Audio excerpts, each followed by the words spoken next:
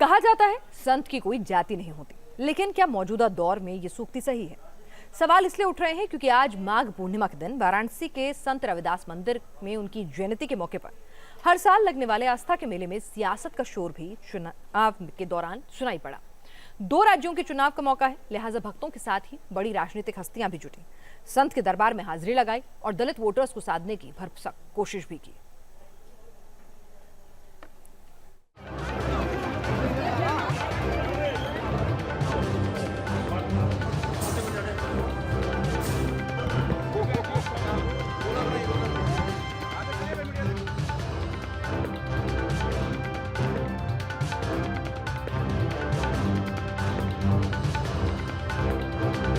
महान संत के दर पर आस्था का मेला लगा तो दिल्ली से वाराणसी तक भक्ति के सैलाब के साथ ही सियासी दिग्गजों की कुछ ऐसी तस्वीरें भी नजर आईं।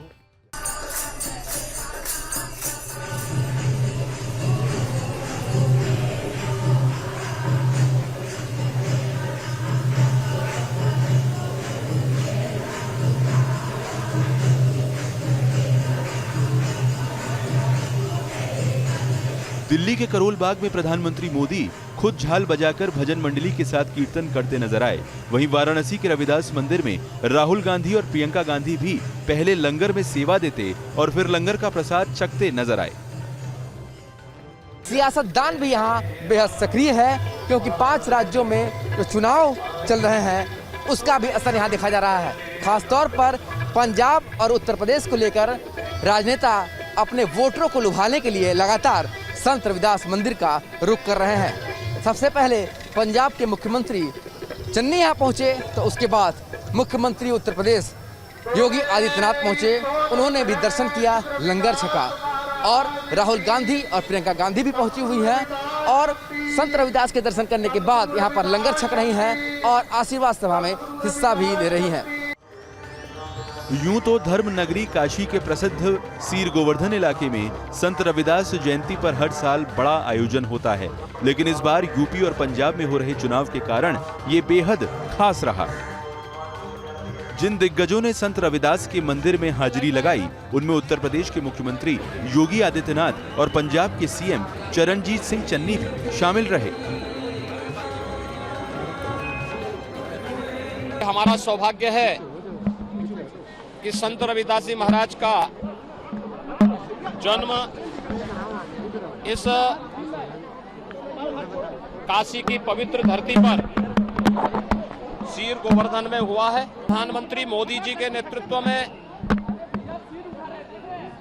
सदगुरु के विचारों को सबका साथ, सबका विचार, सबका विश्वास और सबके प्रयास की भावना को जन जन तक पहुंचाने का जो कार्य हो रहा है उसके पीछे सदगुरु संत रविदास जी की प्रेरणा है।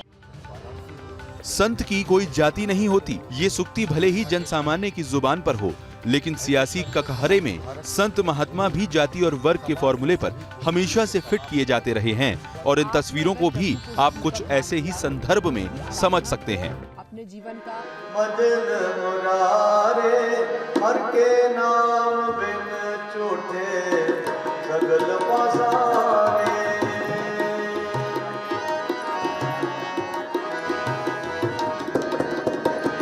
दरअसल संत रविदास में आस्था रखने वाले लाखों समर्थक हैं जिन्हें रविदासिया कहा जाता है। यूपी और पंजाब दोनों राज्यों में दलितों की बड़ी आबादी बसती है।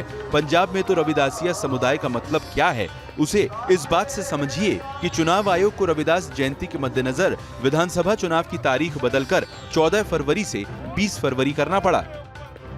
सियासी नजरिए से देखें तो रविदासिया समुदाय की आबादी करीब 20 से 50 लाख के करीब तक बताई जाती है। इस समुदाय का सबसे बड़ा ठिकाना डेरा सचखंड बल्ला है। पंजाब के दोआबा के इलाके में सचखंड बल्ला का बहुत प्रभाव है। दोआबा को दलितों का हार्टलैंड कहा जाता है। दोआबा रीजन की 23 में से 19 विधानसभा सीट पर रविदास समुदाय का वोट 20 से 50% तक है। दावा किया जाता है कि 2012 के विधानसभा चुनाव में डेरा सचखंड बल्ला ने बीएसपी का समर्थन किया था, जिसके कारण बीएसपी को दोआबा रीजन की 23 में से 12 सीटें मिली थी। 2007 और 2012 के विधानसभा चुनाव में रविदासिया समाज ने बीएसपी और शिरोमणि अकाली दल को समर्थन किया था। इस कारण कांग्रेस दोआबा में पिछड़ गई थी। कांग्रेस जालंधर जिले की 9 में से एक भी सीट नहीं जीत पाई थी, लेकिन दावा किया जाता है 2017 में राहुल के डेरा सचखंड के दौरे के बाद कांग्रेस ने इस रीजन की 23 में से 15 विधानसभा सीटों पर जीत दर्ज की थी। यही कारण है कि रविदासिया समुदाय पर हर राजनीतिक दल की नजर रहती है। मैं दिल्ली में गुरु रविदास विश्राम धाम मंदिर जाकर आया हूं, आशीर्वाद लेकर के आया हूं।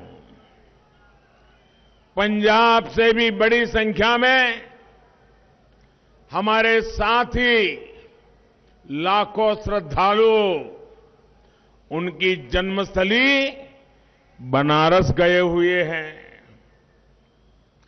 यहां से जो यात्री और देश भर से यात्री आज जो बनारस आए हैं, उनकी सहूलियत के लिए जितना कुछ कर सकता हूं, मैंने और योगी जी की सरकार ने करने का प्रयास किया है। वाराणसी के सीर गोवर्धन में मौजूद संत रविदास मंदिर को पंजाब की सत्ता की चाबी और दलितों को साधने का समीकरण क्यों माना जाता है, उन्हें इन आंकड़ों के जरिए समझने की कोशिश कीजिए। पंजाब में कुल मतदाताओं में करीब 32% दलित हैं। दोआबा में दलितों की आबादी सबसे अधिक 37% है। विधानसभा की 98 सीटों पर 20 से 49% दलित हैं। पंजाब की 117 में से 34 यानी 1/3 विधानसभा सीटें आरक्षित हैं। 11 सीटों पर दलित मतदाताओं की संख्या 40% से ज्यादा। 43 सीटों पर दलित मतदाताओं की संख्या 30% से 40% के बीच, जबकि 45 सीटों पर दलित मतदाताओं की संख्या 20% से 30% के बीच है। आंकड़ों से जाहिर है कि सरकार का खेल बनाने बिगाड़ने में दलित फैक्टर कितना अहम है। वहीं यहां अधिकतर दलित आबादी डेरों से जुड़ी हुई है। रविदास समुदाय का सबसे बड़ा धर्म स्थान डेरा सचखंड बल्ला। इस डेरे के ही लगभग 20 लाख अनुयायी हैं जो कि इस पूरे डेरे की कही बात को फॉलो करते हैं। लेकिन आपको हम यहाँ बताते चलें कि पंजाब में जहाँ दुनिया भर में 20 लाख अनुयायियों में से लगभग 15 लाख इस डेरे के 15 लाख अनुयायी पंजाब में ही रहते हैं और ज़्यादातर दोआबा क्षेत्र में, जहाँ पर पंजाब की 117 में से 23 विधानसभाएं सीटें हैं। पंजाब की लगभग 32% आबादी में दलित शामिल हैं। पंजाब में छोटे और बड़े हजारों डेरे हैं जिनकी अनुयायियों पर राजनीतिक दलों की नजर रहती है। ऐसे में चुनाव के वक्त इन डेरों में राजनीतिक हस्तियों के दौरे बढ़ जाते हैं। इस बार पंजाब के मुख्यमंत्री चरणजीत सिंह चन्नी, दिल्ली के सीएम अरविंद केजरीवाल, पंजाब कांग्रेस अध्यक्ष नवजोत सिंह सिद्धू, अकाली दल प्रमुख सुखबीर बादल समेत बीजेपी के कई नेता डेरों का आशीर्वाद लेने जा चुके हैं। लेकिन डेरे से जुड़े लोग बताते हैं, इतनी बड़ी ताकत होने के बावजूद भी डेरे कभी किसी राजनीतिक दल के समर्थन का ऐलान नहीं करते। जो भी पॉलिटिकल लोग हैं, हर पार्टी के लोग यहाँ पर नमस्तक होते हैं, गुरु का आशीर्वाद प्राप्त करने के लिए आते हैं। लेकिन जो महाराज जी है सभी को प्रसाद देते हैं, ठीक है। कभी किसी को ये नहीं कहते हैं कि हम तुम्हारे साथ हैं। महाराज जी का अपना भक्ति में लीन रहते हैं। उनका कोई पॉलिटिकल पार्टी से कोई लिंक नहीं है। लेकिन वो संगतों को भी यही कहते हैं कि तुम्हारी मर्जी, जो मर्जी करो। लेकिन महाराज जी कभी किसी को ये नहीं कहते कि इसको वोट डालो, उसको वोट डालो। डेरा जो है निरपक्ष है, किसी के पक्ष में नहीं है। किसी को महाराज जी के, जब से मैंने संत हरिदास महाराज जी जब गद्दी नशीन हुए थे महाराज जी, उसी टाइम से जुड़ा हुआ हूँ। तो आज तक सतगुरु स्वामी निरंजन दास महाराज जी के हम किसी राजनीतिक पार्टी से हमारा कोई संबंध नहीं है, ना हम रखते हैं। यूपी हो या पंजाब, विकास परक बातें चाहे जितनी हों, लेकिन ये सच है कि जीत हार के खेल की चाबी एक हद तक जाति पर ही निर्भर करती है। यही कारण है कि संत रविदास जयंती जैसे मौके सभी सियासी दलों के लिए वोटरों के जातिगत ब्लूप्रिंट तैयार करने के लिए मुफीद मौका होते हैं। जहां तक यूपी का सवाल है, तो पूर्वांचल में ही करीब 10 जिले ऐसे हैं जहां सबसे ज्यादा संख्या दलित मतदाताओं की है। पूर्वांचल और आसपास की सीटों पर पिछले 3 दशक से जातीय समीकरण चुनाव के नतीजे प्रभावित करते रहे हैं। यूपी में 300 सीटों पर दलित वोटर निर्णायक होते हैं। यहाँ के करीब 21% दलित वोटरों ने जिस पार्टी का दामन थामा, उस पार्टी का चुनाव में बेड़ा पार हुआ।